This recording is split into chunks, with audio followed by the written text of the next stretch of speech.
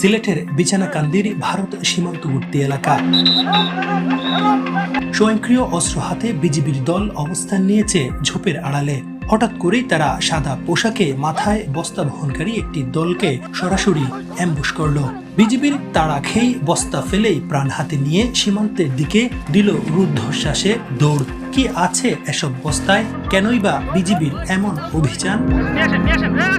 সেই রহস্য খোলাসা হলো কিছুক্ষণ পরেই, আর তাতেই বিজিবির চক্ষু চড়ক গাছ। চীন থেকে কম দামে আমদানিকৃত রসুন পাচার হচ্ছে ভারতে, আর এতেই রসুনের দাম দেশের বাজারে বাড়ছে। ক্ষতিগ্রস্ত হচ্ছে এদেশের সাধারণ মানুষ। এমন খবরের ভিত্তিতে বিছানাকান্দি সীমান্তে অভিযান চালায় বিজিবি।